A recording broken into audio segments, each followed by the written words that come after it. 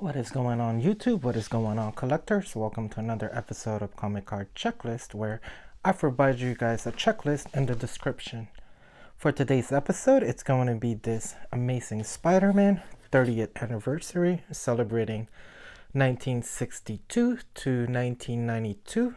So this is a promo set, and yeah, this came from 1992, but I'm not sure how you obtained them.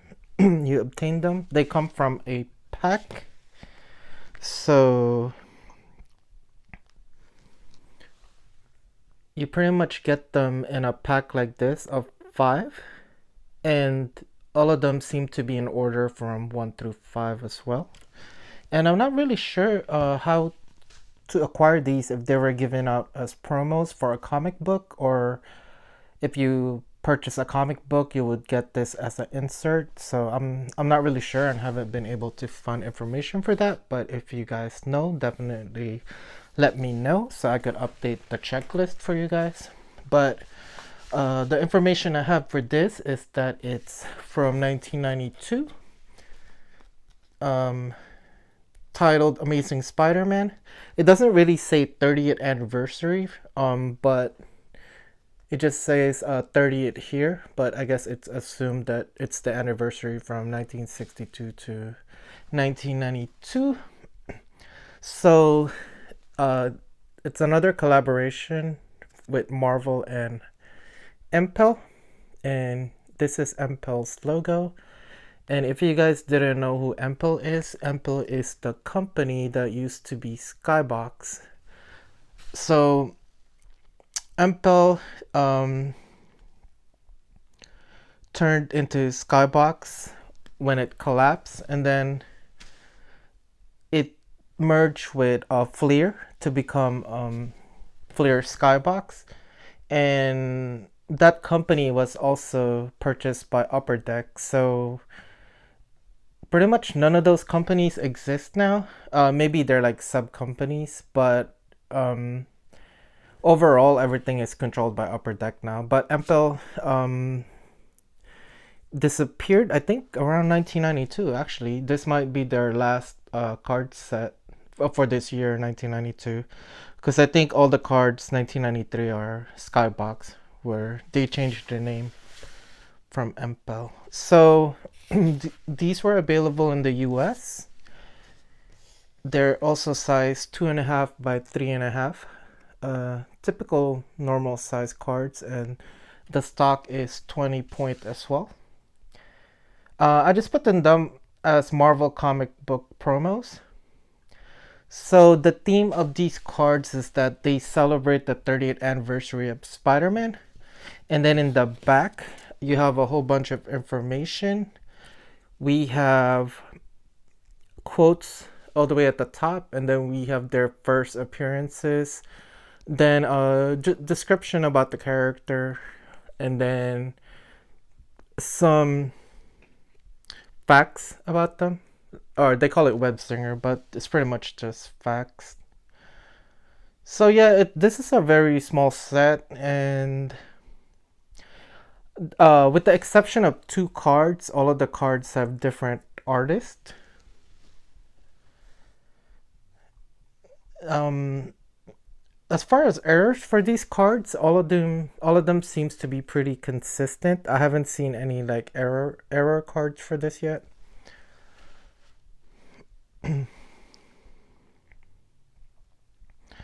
And I'm thinking they might be related to the 1992 Spider-Man 30th anniversary that was made in 1992 by Comic Images, but they look completely different. So if you guys didn't know, the Spider-Man 2 30th anniversary card set from Comic Images, pretty much the front are comic book like panels, and the back are like some description about them, and then the numbering from like 1 through 90. So it's definitely doesn't look like this.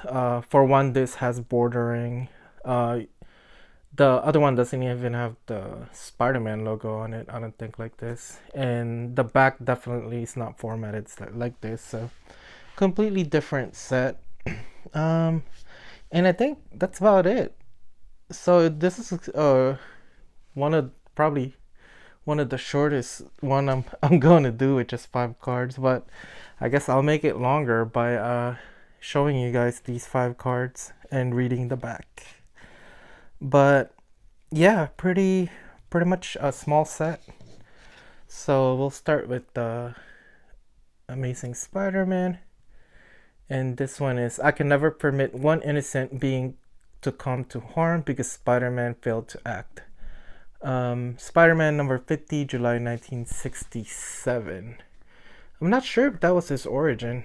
Um, we've seen from other cards that that wasn't it, but I guess that might have been when he was Spider-Man already, and that's when he just said that quote in that comic book, perhaps. So, oh, like it says right there, first appearance, Amazing Fantasy number 15, August 1962. So yeah, he was already established as Spider-Man. So I guess that's why the quote is like that. So hard to believe that the spectacular Spider-Man has been winning the fight against crime for a solid 3 decades, from his beginnings as an uncertain teen through adulthood and marriage. This remarkable man with the powers of human spider has balanced the dangers of being a hero with the everyday troubles we all face, and still comes back as tough as ever. As his uncle Ben told him long ago, his great power brings equally great responsibility. I thought it was with great power comes great responsibility, but his great power brings equally great responsibility. I don't know if they changed that quote. A lesson that will keep the web head swinging high for years to come. So and then the web zinger, Spider-Man's late parents were agents of the super technological espionage force known as SHIELD and died in the line of duty. Duty? I can't remember if I knew that fact. I guess I forgot his parents were, I guess, spies in the SHIELD. Or I guess not spies, but members of the SHIELD. But anyway, the credit is given. You guys could see artwork by Mark Bagley and Larry Mahistadt. I don't know how to pronounce that. There's too many letters. And yeah, you guys could see Impel distributed by Impel Marketing. So that is our first card.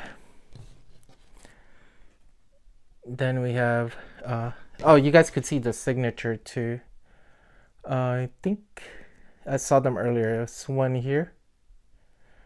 The Mahistadt, Bags and Mahistadt, and I forgot the name already.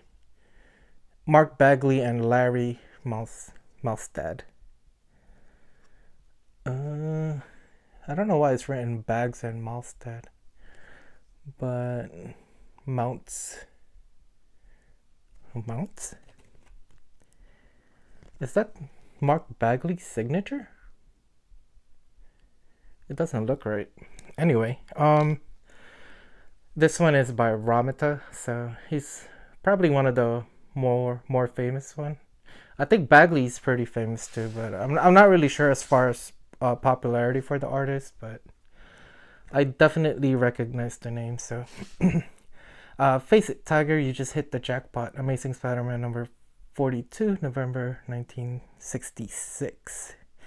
Man, Mary Jane has definitely they're in their they would be in their 80s, but at this point if they didn't age like in Pokemon where Ash Ketchum is always like I don't know how old he is, but like I guess he's always like 10 years old. But real name Mary Jane Watson Parker, first appearance Amazing Spider-Man number 42.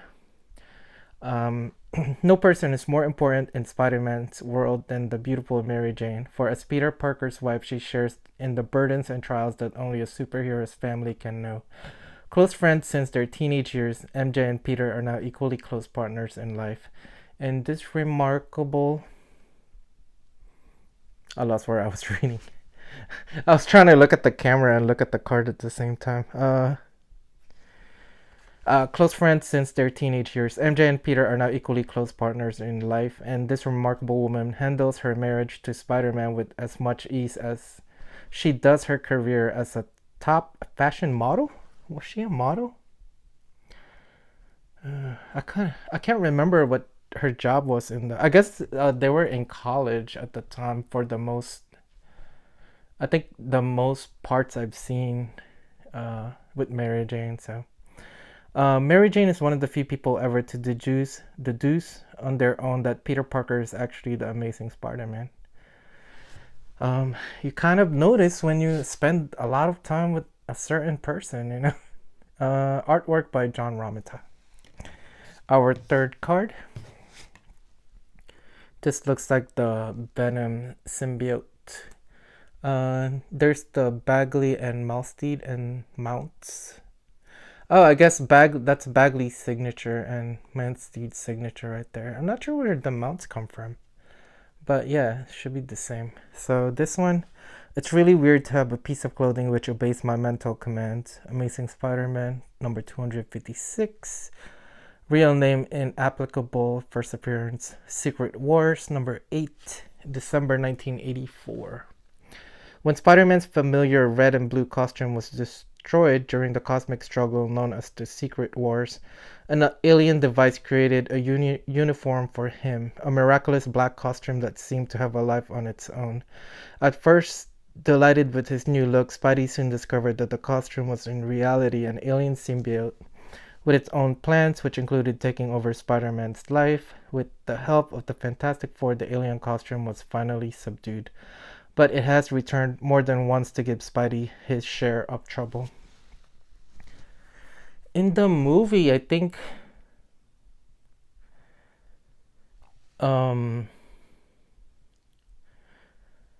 as far as Tobey Maguire's movie, I think it was Spider-Man 3. I think the symbiote fell from somewhere, and it wasn't like the Fantastic Four was definitely not involved in the Spider-Man franchise. So, and yeah, I didn't know it was he got the costume in Secret Wars, but I guess that's why in the comic book I see that in the Secret Wars he is wearing the black symbiote costume. So I guess I never paid that much attention. So Web Singer, Spider-Man's black costume is responsible for empowering two of Spidey's greatest foes, which is the supervillain known as Venom and the serial killer called Carnage. That one I know. And here we have our fourth card. This is the origin. With great power, there must also come great responsibility. Amazing Fantasy number 15. So Peter Parker was just an everyday teenager with everyday problems until an incredible turn of events changed his life forever. The bite of a radioactive spider gave him the proportionate strength, speed, and agility of the creature, plus the ability to cling to any surface. Peter was sure that his new powers would make him an instant celebrity, until the horrible night that his beloved Uncle Ben was killed by a burglar. A burglar he could have captured days before. Since then, Peter has used his great powers to uphold justice as one and the only Spider-Man. Spider-Man's first public appearance was a performer on a nationally broadcasted television program. Wait! He was a performer? I thought he was like a wrestler. Like he wrestled with like some random dude. Was it? Did he wrestle with Hulk? Macho Man? I can't remember. It's been like 10 years since that movie came out. But yeah, it seems like it was not wrestling because it's a nationally broadcast television program. And our final card looks like the Sinister Six, but it looks like there's more than 6 heads here. 1, 2, 3, 4, 5, 6, 7, 8, 9. I've been Spider-Man for a few years now. I've had hundreds, probably thousands of fights. So remarkable a hero as Spider-Man must have equally remarkable enemies, and Spidey's foes include some of the most fantastic and dangerous supervillains in the world has ever known. The criminal genius known as the Kingpin, the multi-limbed Dr. Octopus, the shape-shifting Sandman, the high-flying Vulture, the maniacal Green Goblin, the Master of Illusion, called Mysterio, the hideous Hobgoblin, villainous vicious Venom. Spidey's taken them all on and still remains triumphant. On several occasions, a horrific half dozen of Spidey's deadliest enemies have banded together, led by the diabolical Dr. Octopus as the Sinister Six. Definitely more than six there. But anyway, this is a very small card set, so all five, and we are done. So that is it. I don't think there's any more I could say. Oh.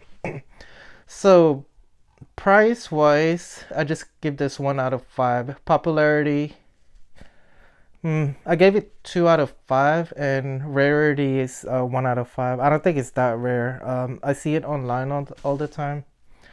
Um, but yeah, I think that's about it for this episode. So as always, like, share, and subscribe, and I'll see you guys on the next episode. Bye.